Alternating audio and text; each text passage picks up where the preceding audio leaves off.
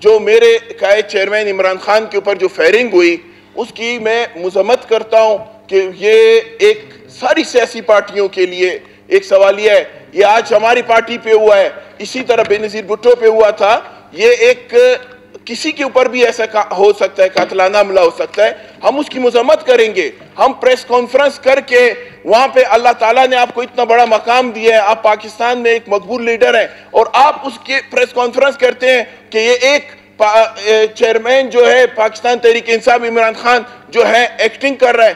ابھی آپ نے دیکھے کہ اس کے زخم کھلے, سب کے سامنے ویڈیو آئی. یہ کوئی انسانیت نہیں ہے, یہ کوئی طریقہ کار نہیں ہے کہ ایک اتنا مقبول لیڈر ہو کے اسلام کے نام پہ آپ نے ووٹ لیے ہیں. آپ نے اس طرح میرے قائد عمران خان کے خلاف الزام لگایا. آپ لوگوں کو حقیقی معنوں میں یہ چاہیے کہ اس بلوچستان کا حق لے. آپ اس ٹائم گورنمنٹ میں بیٹھے ہوئے ہیں.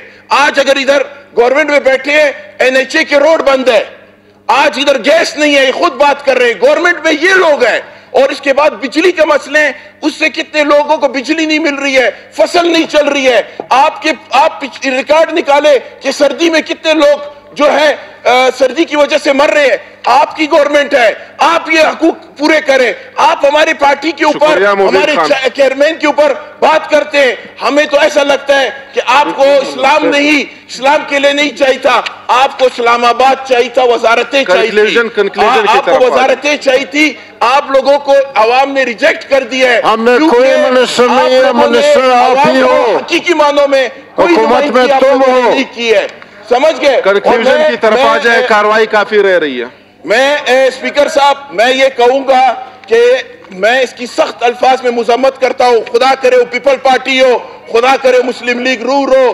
رانا ثناء اللہ کو تو ہارٹ اٹیک ہو گیا ہمارے خوف سے, ہم لوگ جو اسلام آباد جا رہے ہیں. اسی طرح جو بھی پارٹی کرتے ہیں ہم اس کی مذمت کرتے ہیں الفاظ میں.